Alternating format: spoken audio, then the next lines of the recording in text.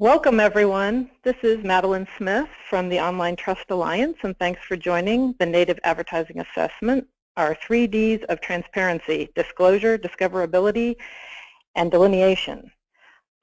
Today, we are joining Craig Spiesel, our Executive Director from the Online Trust Alliance, and myself, and we'll be reviewing our most recent report just released. I want to remind everyone that the attendees are all in listen-only mode, but if you have questions, please submit those using the question chat box. And we are recording the session today. The recording will be available on the OTA website at otalliance.org/native after the session. So thanks, everyone, and welcome. As a brief background, I won't spend a lot of time on this, but we just want to emphasize to anyone who is not familiar with OTA, we are the Online Trust Alliance, and our mission is online trust. And our goal is to educate businesses, policymakers, and stakeholders, and we work across the world with a variety of different organizations, both businesses, but also, as you see here, various nonprofit organizations, governmental organizations, trade organizations, and our purpose is to collaboratively build and disseminate best practices. This project was about native advertising, and for a little background on that, you may be familiar, if you're from the industry, that native is an area of exponential growth. It's in a state of testing and evolving. People are trying different aspects of it, and it's moving toward a certain amount of advertising automation, but with the customization that is the nature of native. We've noticed also the content discovery and marketing platforms that are growing and evolving in this testing state and in this new arena. Some of the names you may be familiar with if you spend a lot of time online: Outbrain, Taboola, Newsmax, some of these content serving organizations. But it's a huge exploding area and very important for consumers and consumer trust. The project here had some research goals to just establish a baseline of today's practices. OTA wanted to see what is the current state, what is happening. We certainly want to recognize and highlight the very best practices, those that maximize disclosure of the native, discoverability of the native, and the delineation from editorial. We'd like to provide prescriptive advice to ad tech, to advertisers, to publishers, and ultimately define a set of acceptable disclosure terms and set a foundation for self-regulation and a code of conduct. And you'll see why that's really important as we go into this baseline and state of the industry, because the current state is somewhat complex and disjoint. So moving toward an acceptable defined set we think benefits everyone. What we did was look at native units on the home pages of the top 100 content sites, news and media sites, and all of the data was collected in April. We focused on 3 common native units. We took these actually from the IAB definitions of native, and the 3 that we looked at are the very, very common ones you've all seen: in-feed units, recommendation widgets, and promoted listings. You're going to see examples of these, so if you are not familiar with these kinds of units, I think they will become immediately obvious when you start seeing the examples. What OTA did is we looked at, again, the 3 Ds: disclosure, discoverability, and delineation. And by those terms, what we mean is, was there a disclosure term used to identify the native content? We have a framework in which we established recommended, neutral, and unacceptable terminology, and I will go through that. You'll hear more about that in a second. But that disclosure piece was the most important part of this assessment in terms of weighting in the methodology. Discoverability, separate from the term used, was how that term or how the text was actually presented, and importantly, is it clear and conspicuous? That involved looking at the color, the size, the type style, the contrast, whether there were borders or shadings around the text to make it more easily discoverable, all these elements aside from the actual terminology used. Then the third area is delineation, and that was delineation of the content unit itself. So not the text specifically, but the whole content unit was separate from the editorial, and what we were looking for in that case was borders, shading for the unit, and use of brand logos that made it stand out from the rest of the editorial on a page. Ultimately, we were looking for a grading system, not unlike OTA's own trust audit, which is an annual effort we do for trust in online websites across the board. And using the sort of same approach, we gave this scoring and looked for the top scorers, those that scored 80% or better, and what we would call failing scores, like if you get an F in school. If you got 55% or below, that was counted as a failing grade. And then there was this layer in the middle that were the needs improvement or the middle scoring groups. Hey, Maddie, if I can just interject for a second. This is Craig. Sure. Great point here. One thing I want to underscore that this methodology and to get us to this point was not done in isolation and not done within a silo. Our ad integrity working group looked through this a great deal, and the other point is we had several one-to-one meetings. We multiple meetings with the FTC reviewing this. We've met with trade organizations such as IAB, Digital Content Next. Jason Kint and Chris Pedigo provided substantial input and discussion. So what we tried to do is reflect a balanced view, all this, and including the scoring and our methodology. So this reflects a tremendous amount of consensus building and input. Also, we had several face-to-face with several content sites that actually use native. So that's how we got to where we are today. Thanks, Craig. Excellent points. Sorry, the overall goal of the native research, oh, sorry, and I said this already, through the methodology is finally the top 100. So these were the sites that we actually scored. It's also in our research document if you'd like to reference that. And the point, the source of these sites, how we found these top 100 to be looking at in the first place, it was part of OTA's annual trust audit where we gather different business sectors, and this was the news and media business sector that was used in the regular trust audit. And for more details on that methodology and where that information comes from, we have a whole separate report about that work in the regular trust audit. So these were the same top 100 that are scored in OTA's trust audit that were used for the native analysis. So this is the very, very top line, and when we say reality check and call to action, the key here is we were looking at what is the current state, what are people currently doing in this snapshot in time in April when we pulled the data, and then saying where does it stand so that we can all learn and ideally move toward improvement and increased trust and better business for everyone. So what we saw at the top level was that 69% of the 100 publishers showed native ad units on that home page. That was the very first thing we saw.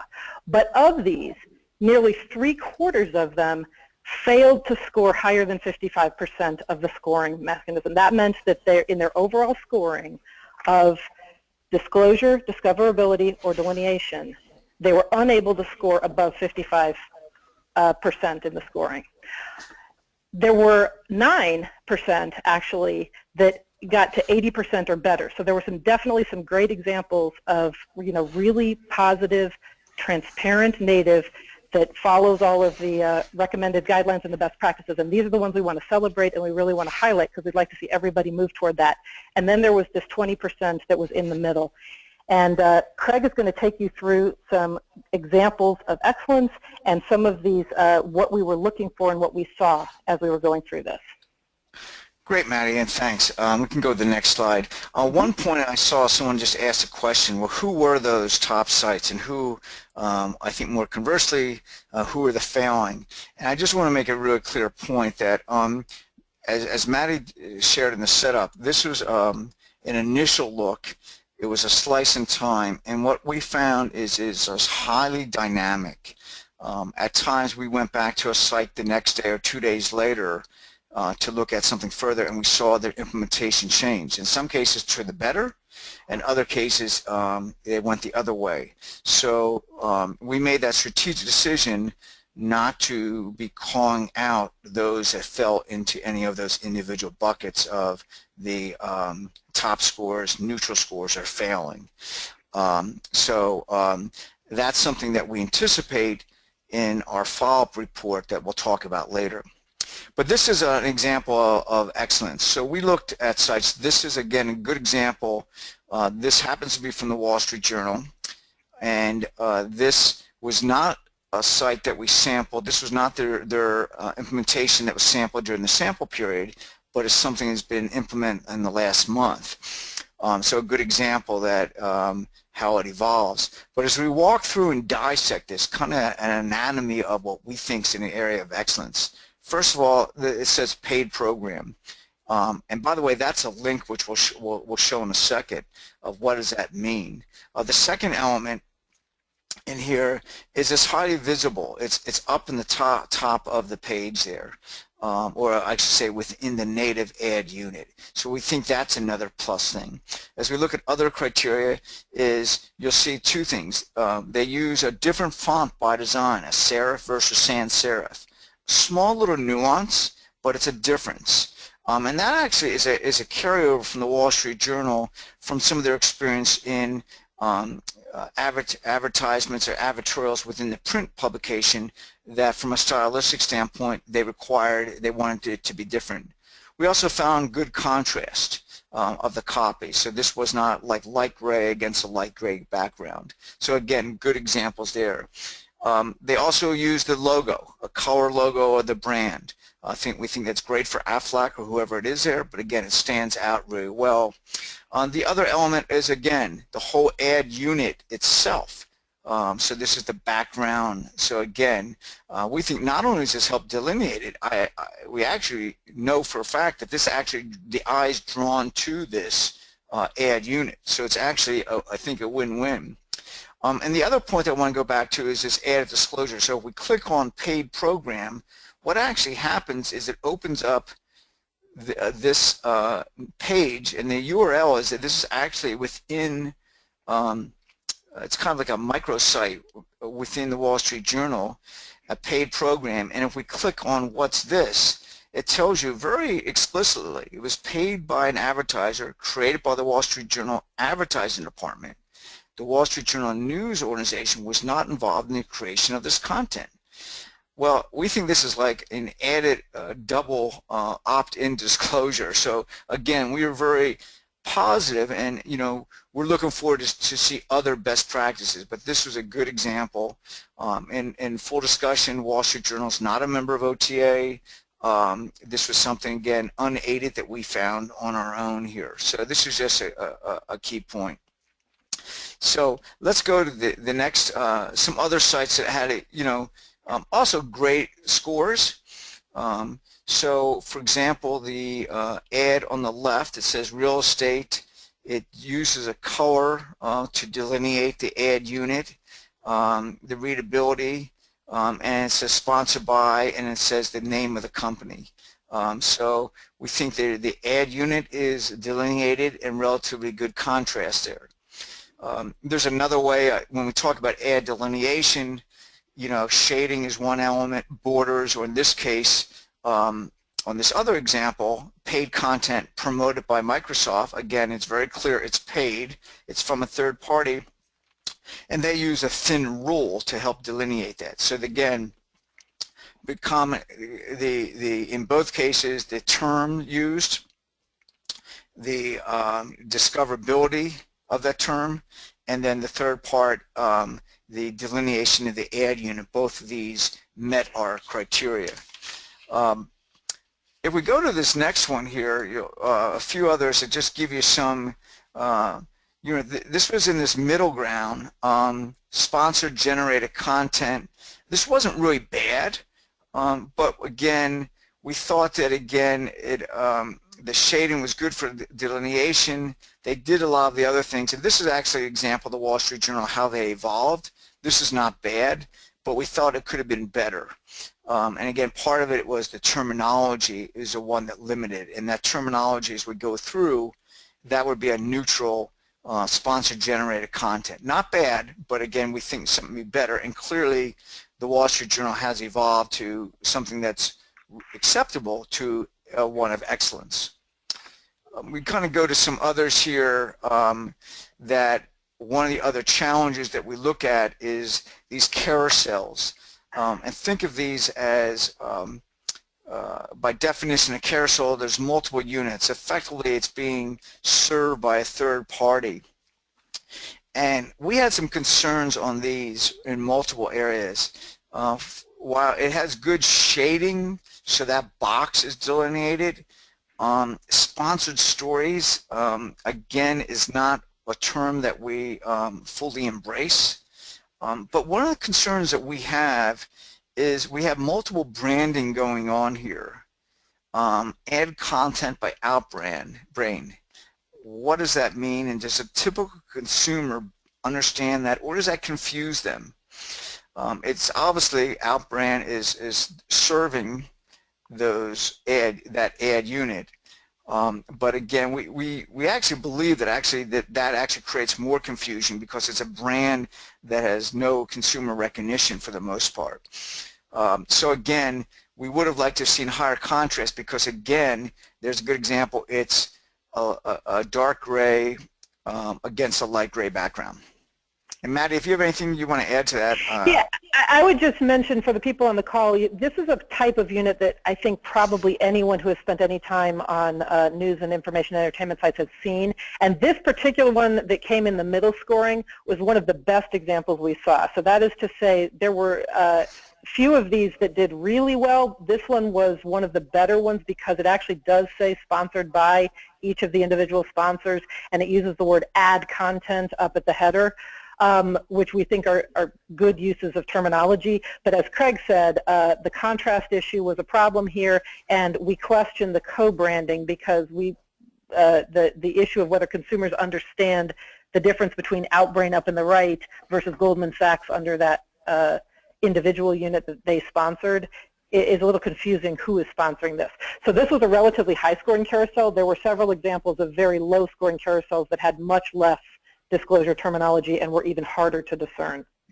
So when Maddie says a high-scoring carousel, within the carousels that we saw, it still went into, the net score of this was into the neutral category of this example here. Yep. So the next one actually gives perhaps a great bad example. And so in this one here, so again, this is another example. This site, who will be nameless, has evolved. So this is a snapshot. They did not have a rule around it. We just added the rule here for this area. But what you see here is next to the branded logo, it says powered by in white. Very hard to see. In fact, ironically, on one of my monitors when it was shared to me by one of our analysts, I didn't see it because of the brightness level of a monitor that I have that's tuned for photographic editing. And so it was really effectively washed out. And until I looked at it on another display. So it was very poor as a result of that, the discoverability of it. The other element that was also is the construct of that frame that depend upon your screen resolution or your screen magnification, that powered by and that logo would float up or down, and so it was unclear if that was attributed to the ad unit below, Silicon Valley, that listing, or was it again the black holes or illustrations of telescopes above. So again, it was it failed as a result of both those areas. Now, this site has since gone to using the terminology in black, but and we haven't tested to see if they fixed the style sheet issue of the image. The other thing this underscored is on further testing, we need to look at multiple displays and devices. So, and another reason why we felt it'd be unjust in a certain amount to score and to list a site for something like this today. And I see some other questions have come up. We'll try to take those as we're going on, but if not, we'll have time in the end here. So the good news is this one has been addressed. But again, a comment, this is perhaps attesting things that one site, one group wasn't thinking of what the other was doing, but again, a very poor discoverability and design element there. Great. So I am going to, now that we've seen a few examples, some of the best examples, some of those middle examples and why they fell in the middle, and then a particular example of one that was especially difficult and failed on all counts. I want to take you through some of the process that we did and particularly deep dive into the disclosure terminology. As Craig said, we started with a parallel track. One was capturing all the terminology that we actually saw. What are people currently using in the industry, and capturing that. And then also developing this framework with input from a multi-stakeholder working group, individual conversations, working together with some of these other organizations that Craig already ran through, and then bringing those two together. What are we seeing, and aligning it to a framework. So let's start with, what did we see? There were, as we said, 69 examples of actual native use in the 100 websites that we saw, but across those, we actually captured 43 different terms and phrases, specifically different words or combinations of words. That seemed like a lot to us, and 33 of these were uniquely used. Only one example used the exact set of terminology or phrases, and in some cases, they were completely unique and in effect trademarked. So one example for one situation on one site. And this just illustrates the issue, which is potential confusion for consumers. Such a very large number of different words being used, and a potential for consumers not to understand what it is they're looking at and whether or not it is editorial or externally funded content. Our framework established 3 areas.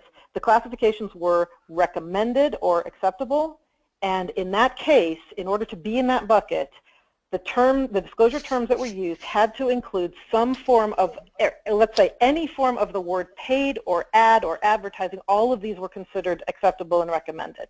So any version of that, paid, funded, although we didn't actually see that word, ad, advertising, advertisement, all of that is fine. And further, also in that recommended bucket is cases where the use of the word sponsored or sponsored by or brought to you by was tied directly to a brand. So if it said sponsored by Microsoft or brought to you by Procter & Gamble, that was in the acceptable or recommended category as clearly identifying that it was coming from a brand advertiser.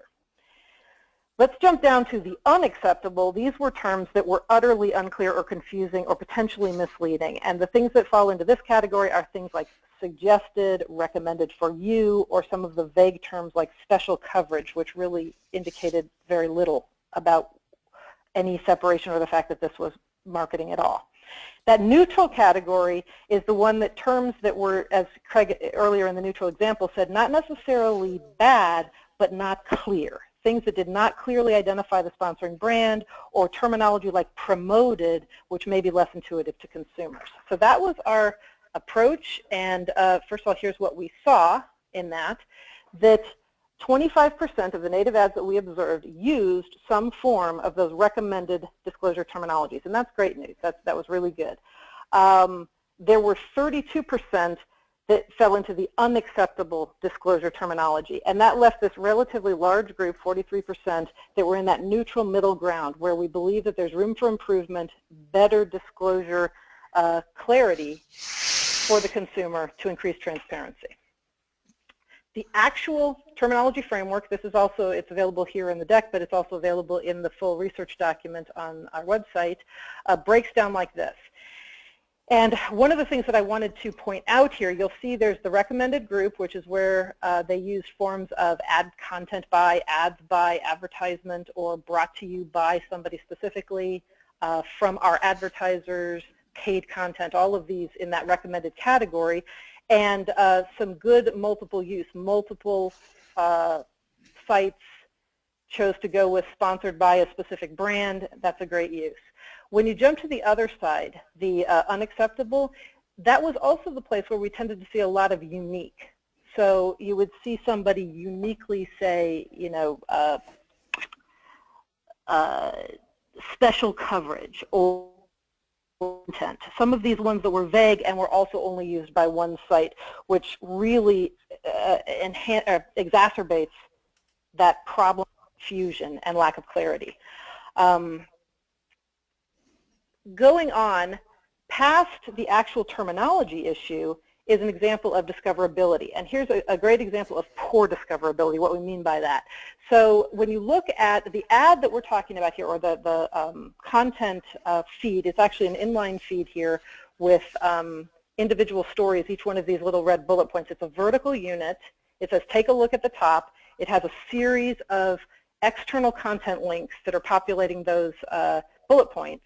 And at the very bottom, you can barely see it. It actually says powered by Newsmax. And we blew out just that part so that you could really see it. And the issue there is the type is smaller, it's narrower, it has lower contrast, and it's already using one of these phrases that is confusing and not recommended, in fact unacceptable, powered by. So here's an example where the discoverability of the disclosure, there is a disclosure powered by Newsmax, but it's really hard to see, it's really hard to tell, and you can't even tell how much of the unit it refers to. It refers to the entire vertical unit, but it's way at the bottom, separated off to the right. Right, and to Maddie's point to follow up, that's a very long, you'd have to scroll down, and again, if that had a rule, for example, around that whole, everything from take a look, that would have a letter better of delineation.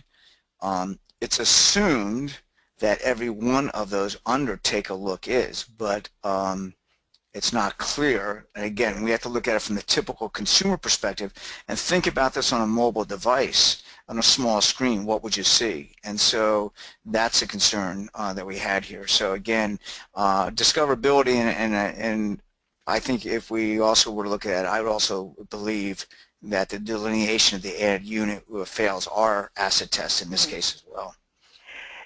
So speaking of delineation, this next example is one that we wanted to walk through because of its presentation. So this unit, and in order to have the space so that you can actually read the unit, we didn't capture the entire screenshot of the entire screen. But the important thing about this unit is it's in the context of the page it's on, the website it's on. It actually appears to be camouflaged in the editorial. So it's sort of beyond not delineated. It goes a step further. And what I mean by that is this. The term special coverage up there, of course, that's a terminology that is also unacceptable. But even aside from that, the green box around it, the typeface that's used, the white type, and the rule that goes across from left to right at the top of the unit, all of that exactly matches all of the editorial boxes on this same page. So where there was a section about sports, or where there was a section about entertainment, or whether there was a section about world news, they all are identified the exact same way with that green box and the white writing with the same typeface with the rule. So this unit that says special coverage, which is actually 3 individual external content pieces, visually looks exactly like the rest of the website. And then the green headers above, food, friendship, lawn and garden, also look exactly like the stories in the rest of the website. So even though they do in fact do a disclosure that says presented by, in this case, Moe's Southwest Grill, or presented by the Dude Perfect Show, and underneath it says it again, sponsored by Moe's Southwest Grill, in spite of the fact that they actually do have disclosure language and they do have some shading and some of these things that were considered best practices, in spite of that, this is an incredibly poorly delineated ad that is, in fact, one step beyond that. It is camouflaged inside of its own editorial, inside of the page editorial. And then further, the disclosure header of special coverage, not only is that not acceptable as disclosure terminology for native, it almost implies an endorsement from the site. It's coverage as if it were editorial. So this was just an example of, even though certain best practices were used, it actually hurt itself by being so blended in with the editorial. Yeah, I mean, a good example of some small things that could have done. So it did have that rule, but again, you know, we talked about the Wall Street Journal where they did the shading, they did a different font type. So they really went out, I wouldn't say out of the way, but they recognized some very good usability issues. So let's just say hypothetically that special coverage if that was a different term, and if it was in a blue box or a black box, a different color, so the eye would see it. Oh, what's different? Because you can see here, most recent shown on the right there, which part there is, it's the same exact feature. And again, special coverage, it's like the news, special coverage of the election, special coverage. So I think there's some simple things doing. And it's also somewhat confusing. It's presented by on the top and then sponsored. Why are they doing that both? And so so it's interesting. They're trying to do that, and in some respects that gray of the background under that actually hurts the readability because it reduces the contrast there. So so camouflage may be a strong term for some, but we clearly think that they at best fail to recognize some good style graphic standards for readability and discoverability, surely, in some this year. So I wanted to cover another topic that we did look at. We captured information on this, and this is something that we'll be taking a look at more going forward. But before I get into too much detail, we did not use this in the scoring because this is an area where there is a lot of experimentation happening and not completely clear findings on consumer understanding. But that is the placement of the disclosure. So one of the things that we saw is a lot of inconsistency, or let's call it state of flux. People testing and trying many different places to put that disclosure. The one we just saw had two disclosures. Actually, it had three. It had a header at the top saying special coverage, not very relevant disclosure, but there it was. And then it had twice for each one of the boxes who the brand was. Top and bottom. We saw it on the left, we saw it on the right, we sometimes saw it on a top right and a lower left, or a top left and a lower right, and we saw it in different places even on the same page. So there might be more than one native content or external content unit where the disclosure was actually different from one to the other on the same page. This is an area that there's inconsistent data and lack of consensus of what works or makes sense, and you'll find that there are, in fact, a few organizations that have put out recommendations on this, but kind of in our research, for every one of those that says this is the way it should be, you can find an academic study that says no, in fact, the opposite of that is true. So we recognize that this is an area where there needs to be more research. There is inconsistent data and lack of consensus on what will actually be discoverable to consumers, and we suggest that that's an area that work should be done, and there should be some standardization so that consumers can know where to look to know whether they're seeing editorial or external content. Yeah, one point here is saying it's at the very least a site should be consistent within their site, and so I think in some areas that we saw multiple native ad units. In some cases they had a carousel. And so that was being driven by the third party, which is basically serving that content in effect. And then we had another native unit that they were maybe driving the placement. So you may have multiple third parties that are serving, and that's going to, I expect that's going to increase because we're seeing more programmatic native serving, which means that content is coming from multiple platforms. Again, that's an area where one, the industry is best suited for that. We also think that publishers need to push back on the ad networks for some of this. But today it is concerning, and clearly in some cases there are some that feel this is deceptive and clearly ripe for FTC action or state AG's action on failure. And we certainly have seen a lot of the FTC of late of disclosures requirements in other areas. So we think this is an opportunity. So maybe we kind of drives us to the conclusion of some of the points we see right now, Maddie. Yep. So I think to kind of set this up, I think it's important to say that I think native can provide some very compelling content that benefits both the consumers and can provide very compelling revenues for a site. and there's a lot of innovation going on, for example, in like these carousels. That said, it is disappointing on the lack of transparency and the wide variation, what we consider the 3Ds, disclosure, discoverability, and delineation. And it's interesting, we had a tremendous amount of press coverage of this, but a lot of the press came back and said, tell us something we don't know. We know this is really bad. Why aren't people doing more about it? So that's concerning, and we think there is now time to do something. Again, we shared with you from the Wall Street Journal example and some others to very clear and concise, to confusing, to potentially misleading by design or deceptive. And we think that's very concerning, and we think that that is raising the call to action for regulatory oversight right now. Again, in a bigger picture, in the Uber picture, we are concerned about the whole ad blocking and then the blocking of ad blocking, but really we need to take a step back and say, why are consumers lacking trust of ads? Why do they feel they need to block ads?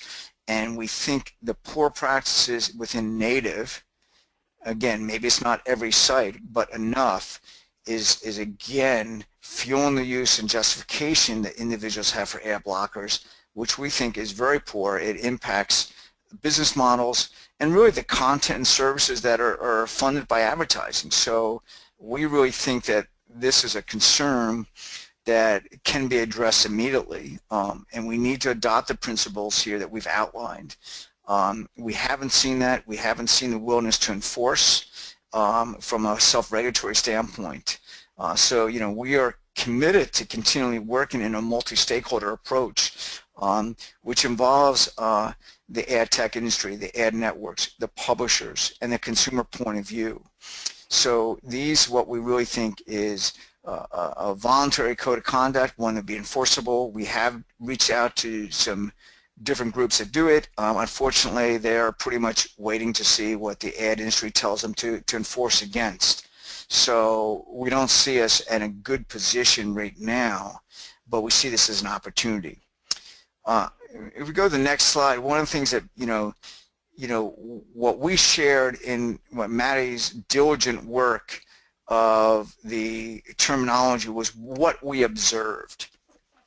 So this is a summary of where we are today, and this is again feedback from different stakeholders looking at other documents, and this is the starting point right now, recommended terminology. And Maddie, I think, covered this very, very well.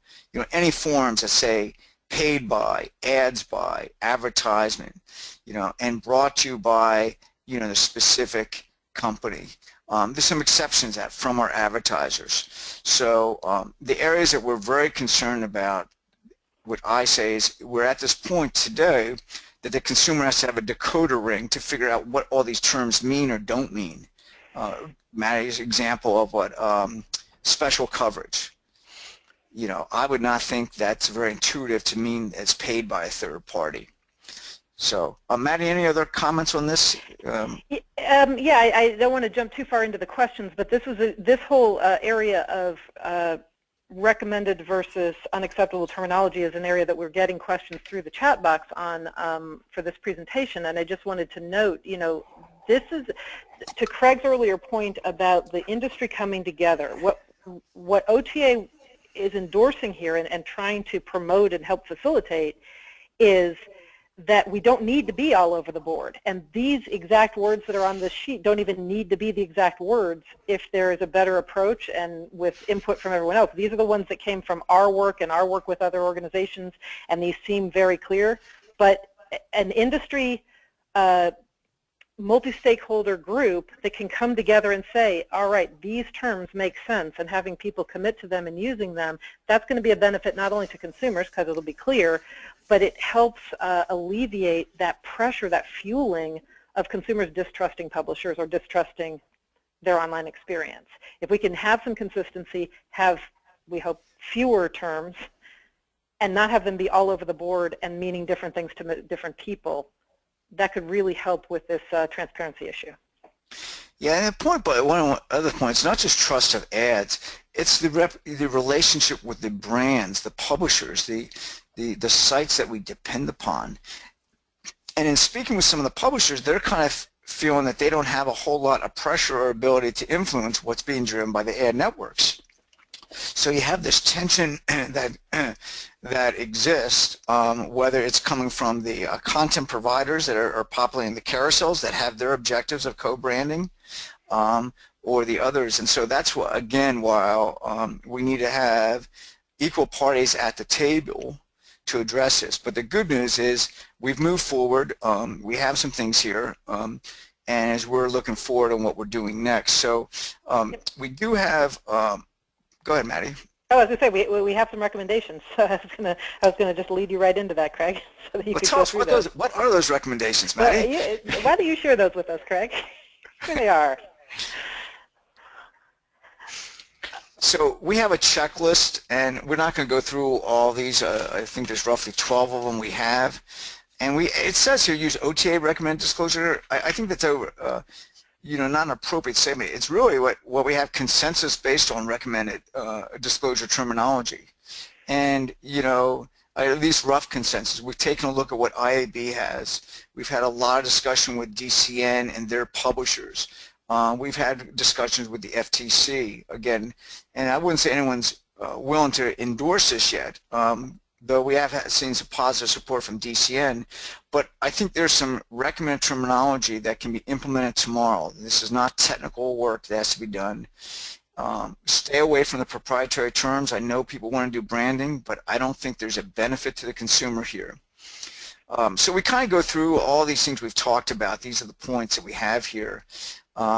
I think rather than go through each one of them, Matt, is there one or two of them that you have that, if they, other than the terminology, which is the most important? Yeah, I mean, I think number 3, being consistent, is a huge help in this arena, because this is an emerging area, and there's a lot of testing going on and a lot of variation happening, and consistency is what because our goal is transparency to the consumer, transparency that what I am looking at, what I'm reading, what I'm clicking into, I need to know as a consumer if it's editorial or if it's externally sponsored. That's the core of what we're talking about here. I need to know, and that's really, I mean, transparency is the big word that the FTC is using in their understanding of this. So being consistent in what you use, where you place it, and whether or not it's readable, that's the number one thing, because then a consumer knows, am I clicking on editorial content, or am I clicking on something that's going to take me out of the site externally to somewhere else because somebody has a message for me? Yeah, I think that's really key. If you go, my favorites are more on the next page, and I think honestly the term is the easiest to resolve because it's just a term. I think I look at number 7 and 11 here, ironically 7 and 11. Again, design standards. This is not reinventing the wheel. There are tons of references to W3C. There are standards out there of what to do and what not to do for readability. We saw some, again, low contrast, compressed letter spacing, all bold, that it was very hard to read. And so that became an issue for some. And again, number 11 is delineating the ad units. Simple things, put a rule, put a border, put a shading, do something. We're not saying it's one, or it could be all of those. So those are my ones. So I think obviously the fundamental is get the term right, and then how do you present that term and do those things there. So again, there's probably others, and we certainly look to enhance and expand this going forward with others, in as we look at that. And so speaking of next steps, expanding and enhancing and working with others to go forward. That is exactly our goal, and as we said at the very beginning of this was an initial effort. It was a point in time.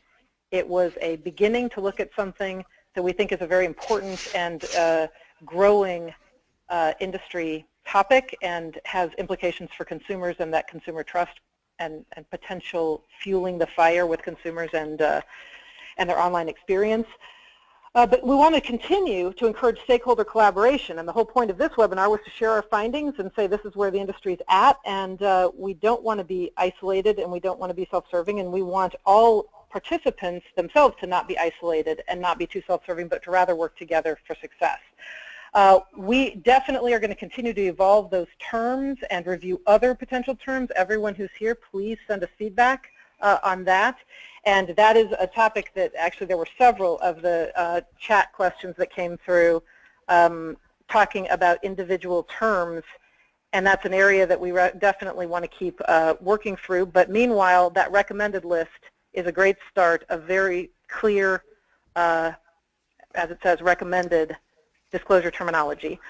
OTA will be redoing this analysis later in the fall, and one of the things that we're going to be evaluating is the progress. As OTA's experience with the online trust audit shows, just taking a snapshot, reporting it out, sharing it with people, sharing it back with the participants, and then saying, here are some best practices to improve, we can see moving the needle toward better results. And so by doing this work now, this work that was originally collected in April, now when we go back and revisit it after publishing this report and discussing it with all of these groups, we hope to see how things are changing, how they're evolving, how this testing is working out and moving toward more transparency and maximizing those 3Ds. We also want to broaden our analysis to address the very thing Craig mentioned, which is visibility on different types of monitors, and what we really mean even broader than monitors is devices. So this particular analysis that we looked at did not focus directly on mobile devices, but that would be another area. The understanding of the differences on a phone versus a tablet versus a laptop versus a desktop is another area we want to look at. And all of this is work that OTA is working toward incorporating into next year's trust audit.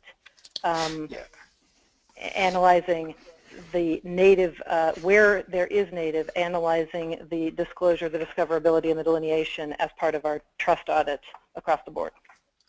Oh, great, Maddie. Great summary here. You know, actually, it's interesting. There was a comment I was going to make, but someone actually asked a great question. You know, can we expand beyond the top 100 sites? One of our biggest challenges, to be really candid, we are a charitable nonprofit. We're not a trade organization, and we need funding for this. We have requests for grants. We have asked for support from regulators and such who want to see more. We need funding for this. So if anyone has an idea of a grant, I think this is really a good opportunity. We would be happy to take funding from trade organizations, the FTC, and others. Again, providing objective research, because this is really the first time this has been done. We also would like to actually, the ideal world would actually formalize even some focus groups on some of this stuff as well. But as we know, focus groups also had to be done very carefully, and you need to have them, a lot of criteria can broaden that or impact that. But right now, we are looking at, we looked at the top 100 sites. It's not a trivial task. Maddie did a lot of this on her sleeping hours, I think. So we would like to do it further. We would like to look at native on news and media and top consumer sites to see what their presence is. We possibly would like to expand it to not only the top 100 but the top 200. But again, it is funding. I sound like I'm on NPR right now. We need 100 more callers today to make them numbers. But in all seriousness, this is hard work, but we think it's extremely important, and we think the industry and consumers will benefit greatly. So a long answer to the question why we've only done 100, but it's a starting point. And as Maddie said, we need to look at this and look at the cross-tabbing of the results between what's presented on a mobile device versus a web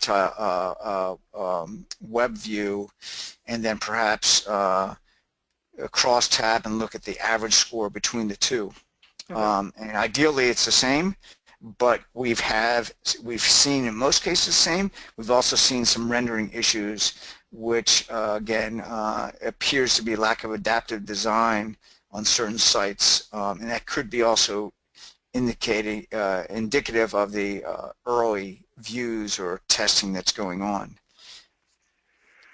Some other questions, Maddie, that have come in? Well, actually, Craig, I just got another one, and not to put you on the spot, but the question came up of whether OTA would be moving toward any kind of badge or certification or information along that line, the more transparent. So this kind of goes back to that earlier question of how we laud certain sites or not. You know, it's a great question.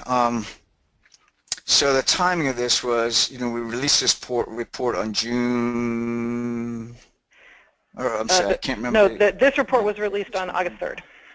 August 3rd. Mm-hmm. So the idea was in October we would redo this roughly, September, October, you know, maybe a little later, and come out with some type of report to saying, you know, these are, you know, sites, you know, perhaps recommend sites for consumers to visit. We don't know what we're going to really do, but again, the challenge is that this can change, you know, between a day-to-day things. So we have to be careful on there.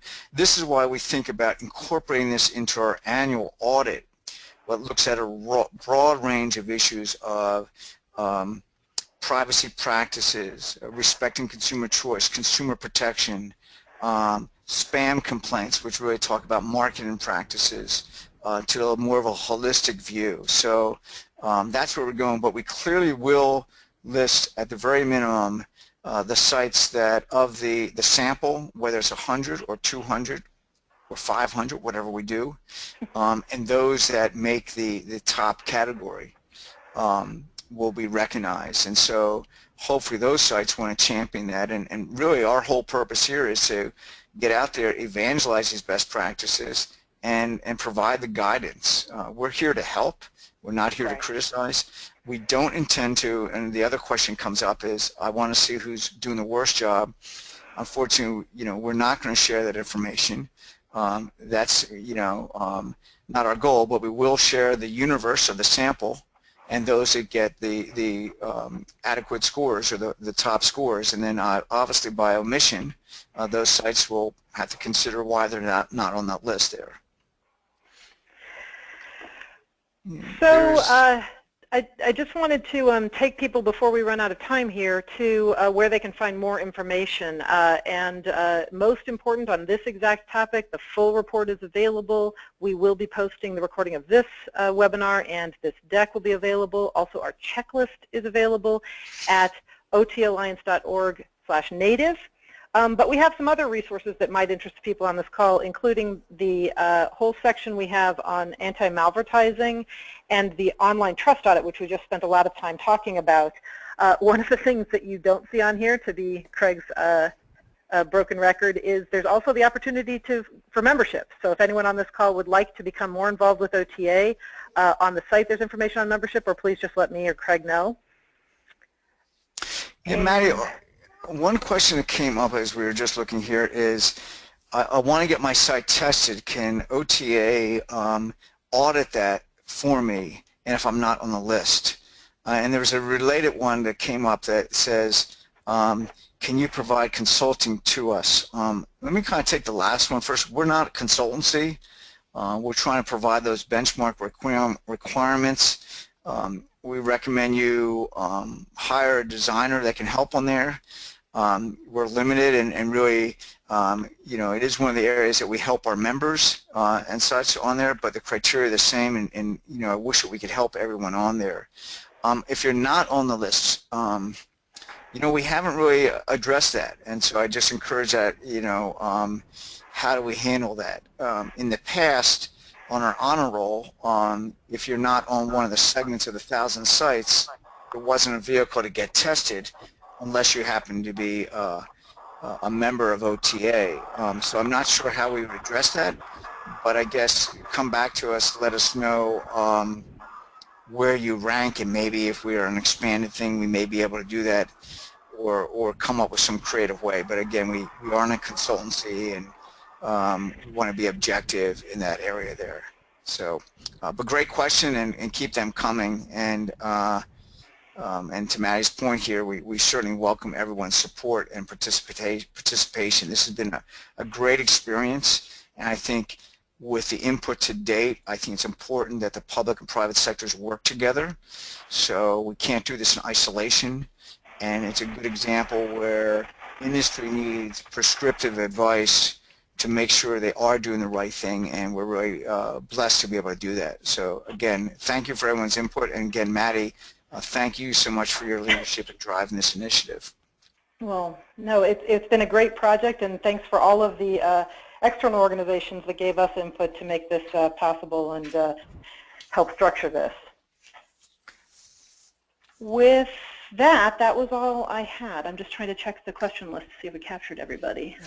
So any other questions come back, you can just email admin@otalliance.org, and we will try to get you an answer within 48 hours. We're here to help, and again, thank you everyone for giving an hour of your time on this very important topic to really help the trustworthiness of online advertising. Thank you. Thank you very much.